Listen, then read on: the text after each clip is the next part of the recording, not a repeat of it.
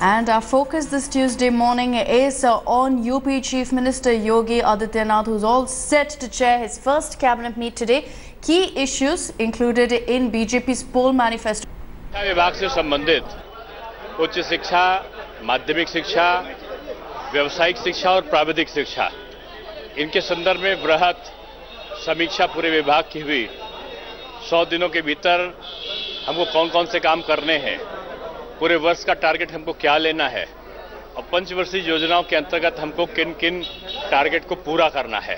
मुख्य विषय यह है कि शिक्षा के क्षेत्र में नकल को रोकना, गुणवत्तापरक शिक्षा को देना और जो शिक्षा का कैलेंडर है उसको तय करना। बहुत साल से सरकारें सोती रहीं, इसलिए हम लोगों को जागना पड़ा है आज। और तारीख वर्षों बाद सच एनेक्सी में 2 दिन काम हुआ है कि पुरानी तारीख में आए थे और नई तारीख में जा रहे हैं। और यही पद्धति हम लोग डालना चाहते हैं और कम समीक्षा करो लेकिन विस्तृत करनी चाहिए। उत्तर प्रदेश की जनता को एक मैसेज बता दिया कि सरकार को उन्होंने चुना है, जो सरकार उन्होंने चुनी है वो जागरूक है, वो आराम से सोए और सरकार अच्छा नेतृत्व देगी और अच्छा काम करके देगी, अच्छा लॉ एंड ऑर्डर, अच्छी व्यवस्था देगी। And as Chief Minister Yogi Adityanath gets ready to chair his first cabinet meeting, all eyes are on whether he will announce the scrapping of farmers' loans, one of the planks on which the BJP swept to power in India's largest state. So will Yogi live up to his poll promise? We'll have to wait and watch. Here's the detailed report. यहाँ के सांसद के नाते वादा करता हूँ, इस उत्तर प्रदेश का गोद लिया हुआ बेटा वादा करता है, जो पहली कैबिनेट की मीटिंग होगी, पहली मीटिंग में ही किसानों की कर्ज माफी का निर्णय कराऊंगा। ये जिम्मेवारी मैं लेता हूं भाइयों बहनों। The 15-day wait for this promise by the Prime Minister is likely to end today, as the UP government's first cabinet meeting, which will decide on waiving of farmer loans, will be convened a fortnight after Yogi Adityanath took oath. हमारी सरकार बनी है और हम उस संकल्प पत्र के में जो दिए गए बातें हैं उसमें से इस किसानों के हित से संबंधित जो बात है उसको हम लागू करने वाले हैं और उसके बारे में हम लोगों ने तरीका ढूंढा है कि किन तरीकों से हम उसका रास्ता निकाल सकते हैं। 2-3 हमारे पास विकल्प हैं, उसमें से जो सबसे बेहतर विकल्प होगा उसके बारे में फैसला होगा। According to government figures, 2.3 crore farmers in UP suffered losses due to natural calamities. This has resulted in unpaid loans worth 62,000 crore rupees. BJP had promised to waive off loans of small and marginalized farmers, and 92% farmers in UP are hoping for a reprieve from the newly elected state government. सरकारें कहती रही हैं माफ नहीं किया, जब किसी ने माफ नहीं किया है। अगर माफ हो जाता है तो पिछला जो आज 4 सालों से किसान उसी ऋण को लिए बैठा हुआ है, भर नहीं पाया है, तो ऋण भरने के बाद अगर वो माफ कर देती है तो ऋण हमारा समाप्त होता है, तो हम नए सिरे से खेती में फिर से लागत लगा सकते हैं। अगर माफ हो जाएगी तो बहुत अति उत्तम जो है होगा। अब हमारे लिए जो भरना है उसको जो है न भर करके जो है जो जुहार हैं भरने के लिए उसको दूसरे विभाग में लगाएंगे अपना। हमारा मानना है किसानों का कि सभी किसानों का कर्जा माफ होना चाहिए, वो बड़ा किसान हो या छोटा किसान हो, वो मात्र किसान है। किसान का कर्जा माफ सबका होना चाहिए, उसकी सीमा क्या निर्धारित कर सरकार करती है वो उन पर डिपेंड करता है। Fulfilling a mammoth promise like farm loan waiver will burden the exchequer over 8,000 crore rupees. But this is only one of the big ticket assurances on which BJP formed UP government with a thumping majority. Bureau Report, India Today. Well, former Uttar Pradesh Chief Minister Akhilesh Yadav's sister-in-law Aparna Yadav showered praise on Chief Minister Yogi Adityanath. Aparna Yadav, interestingly, hailed Yogi's crackdown on Eve teasers as well as illegal slaughterhouses. She also praised his actions on deployment of an anti-Romeo squad to curb Eve teasing in Uttar Pradesh. Earlier, Mulayam too had lavished praise on Modi for working hard and gaining success. It also said that it was an honor to be praised by Prime Minister Modi.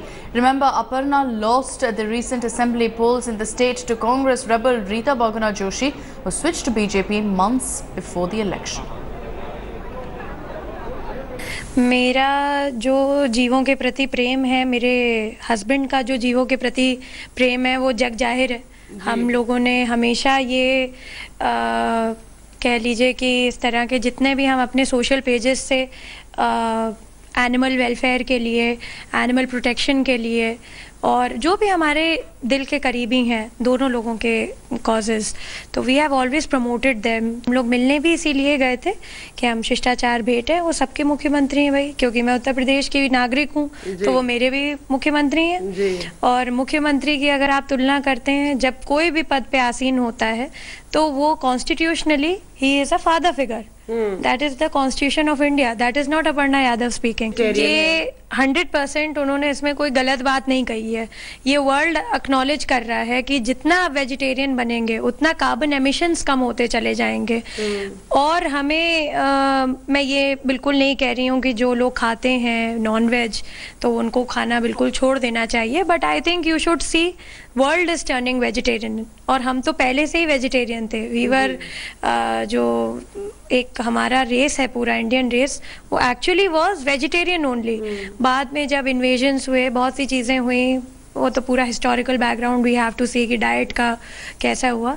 मैं तो ये कहूँगी कि as an animal lover, और जिस प्रकार से आप पीटा की या किसी की भी आप बुचरी खानों की जिस प्रकार से जानवरों को मारा जाता है, अगर आप वो देखेंगे तो हमारे जनरली मतलब हर एक दिमाग में it is ever since human evolution pain matrix हर किसी के दिमाग में है।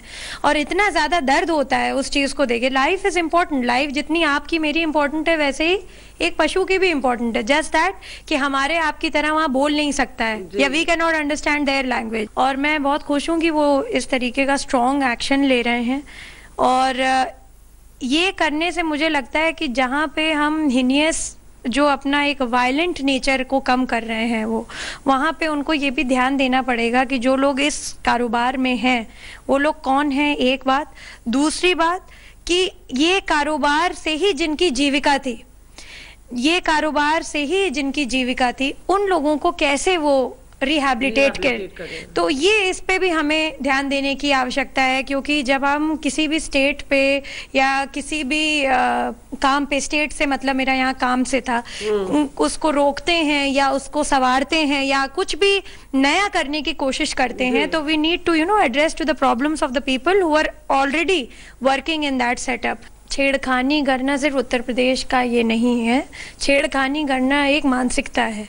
और छेड़खानी शुरू कहाँ से होती है कि जब आप जो है ये समझते हैं कि सामने वाला जो जा रहा है वो वीक है, वो हमें जवाब नहीं देगा, या अगर जवाब दे भी देगा तो हम उसका हाथ मोड़ देंगे या कलाई तोड़ देंगे या उसको मार देंगे या तेजाब फेंक देंगे या चाकू से मार देंगे। Eventually this all plans up in the psychology of a boy जो छेड़खानी करते हैं उनकी।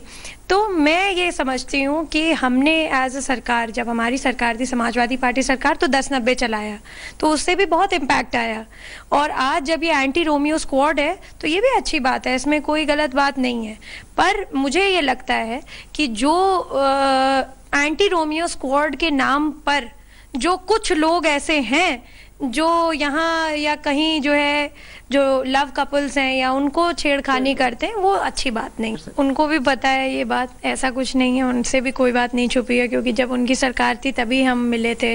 और मैन जी के जो गुरुजी हैं स्वामी अवैधनाथ जी, गुरुजी के जब श्रद्धांजलि हुई थी उनको पता है ये बात। माननीय नेताजी ने फ़ोन किया था उस समय अवैधनाथ जी के देहांत पे उन्हें।